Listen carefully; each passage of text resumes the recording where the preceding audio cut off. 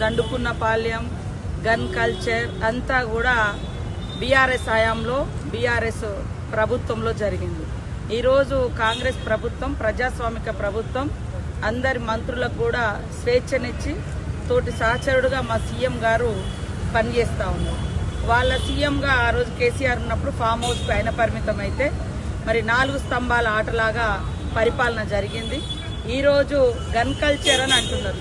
అయ్యా, అబద్ధాలు చెప్పడానికైనా కనీసం ఆలోచన ఉండాలి. ఈ రాష్ట్రంలో గన్ కల్చర్ తీసుకొచ్చిందే బీఆర్ఎస్ పార్టీ. ఆనాడు రియల్ ఎస్టేట్ వ్యాపారులు 2 గన్నులతో కాల్చుకొని ఇదే ఇబ్రహీంపట్నంలో 2 చనిపోవడం జరిగింది. దానికి కారణం మీ ప్రభుత్వంలో మీరు తీసుకొచ్చిన గన్ కల్చర్. అయ్యా, నీతులు చెప్తున్న హరీష్ రావు గారు, అబద్ధానికి నిలువెత్తే సాక్ష్యం నువ్వు. ఇవాళ సిద్దిపేట సబ్ రిజిస్ట్రార్ కార్యాలయంలో మీ హయాంలో మరి గన్నులు చూపి 45 లక్షలు ఎత్తుకుపోయిన కల్చర్ మీ ప్రభుత్వంలో ఆనాడు జరిగినటువంటి గన్ కల్చర్. అట్లా రోడ్ల మీదనే 2 అడ్వకేట్ దంపతులను హత్య చేసి అత్యంత నిస్సిగ్గుగా ఈ రాష్ట్రంలో మరి రక్షణ లేదు అని చూపించుకున్న ప్రభుత్వం ఆనాడు కేసీఆర్ ప్రభుత్వం. ఇది మీ గన్ కల్చర్.